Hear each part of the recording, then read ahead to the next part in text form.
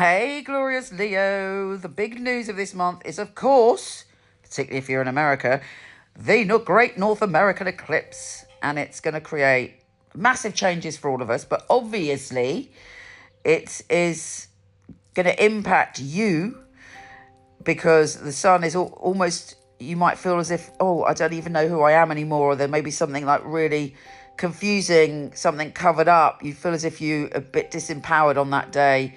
Don't worry about it. There is a reason for this. You are sprouting shoots under the surface and going to be growing in ways beyond your dreams.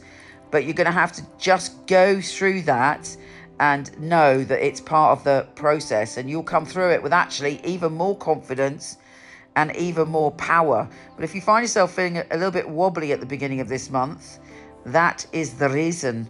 But ultimately, it's bringing you answers. It's bringing you adventure. It's bringing you all sorts of things. It may even bring you a lot of travel later on in the year as well.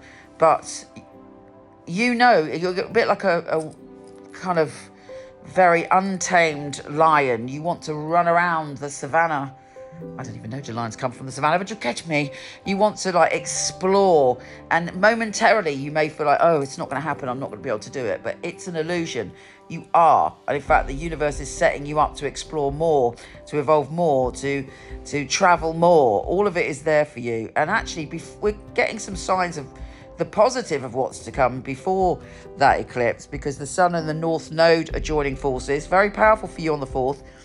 And you hopefully that's going to really uplift you and instill you with power and intensity so that you get through, whatever is going on. Also, Venus is entering that position. There's so much energy wrapped up in this adventure and stretching, and you actually also being very optimistic. So, just go through this eclipse, pay attention to what's coming up with you. Chiron, the sun is joining forces with Chiron, the wounded healer. So you're going through a deep healing, a healing that's, by the end of it, will make you feel brave and courageous and every inch the lion that you are.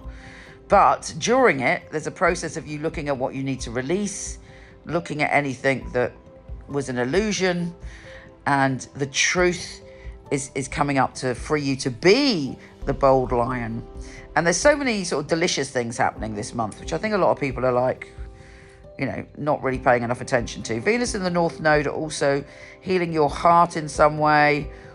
And we've also got, don't forget, the Jupiter and Uranus conjunction, which is super powerful, which could deliver something absolutely amazing to you, which is connected to your career. If you're not into career, you're retired, whatever, then it's delivering to you, again, a boost for your future and you seeing where you're going and where you want to put your reputation and your energy.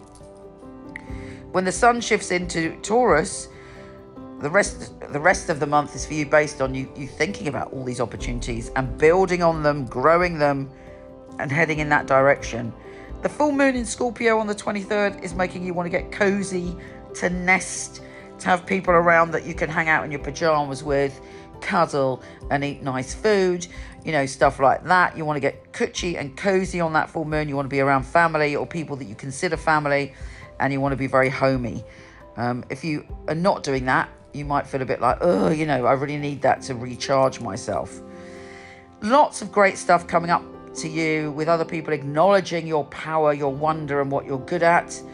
And you're feeling very, very bouncy from the 30th of April when Mars enters fellow fire sign Aries.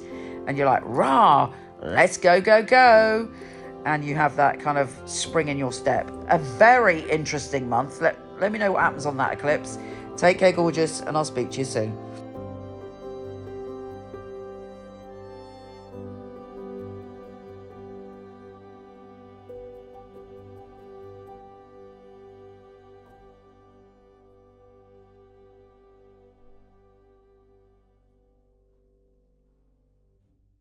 So here is the deck. I love the box. Got some of the tarot heroes on the front that are in my deck, which I'll tell you about later. It is flip top. How fabulous is that? I love that.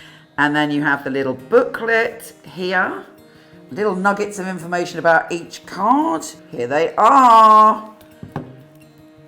Notice the gold. The Fool. the Magician. The High Priestess, which is so important because it is Pamela Coleman Smith. She was the illustrator of the original Rider-Waite. And I have 3 Lovers cards. The Chariot, Strength, the Hermit, various heroes here. This is Anna May Wong. So I've got this leaflet that comes with the pack. It gives you one line of straight to the point wisdom about it. But this is the book. And I'm so pleased with it because what I aim to do with this deck is to inspire your own psychic ability, but also to empower you and uplift you every day with the message of the card. Let's take a look inside. In it, we've got the meanings and readings. All my knowledge is in this book, all my love and all my heart. I talk to you about my journey, and I talk to you, most importantly, about how to dive in and learn the tarot really quickly, because that's the way I roll. Very easy guide. I talk to you about reversals and how to empower yourself and feel the love of the tarot. And then there's a little space where you can do your readings.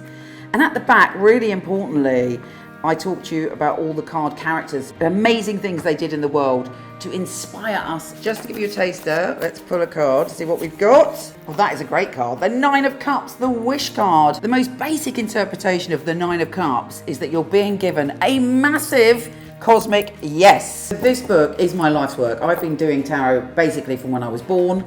It's been a lifelong passion, and you're always learning when it comes to tarot, and I've tried to put everything I know and all the magic and how you can learn quickly. You can get them from Amazon, Barnes and Noble, and potentially order them from your local bookshop and support your local bookshop. These carry my heart and my soul, and I thank you for being on this journey. You inspired me to do it because I wanted to have an inclusive deck. So I thank you for being my inspiration.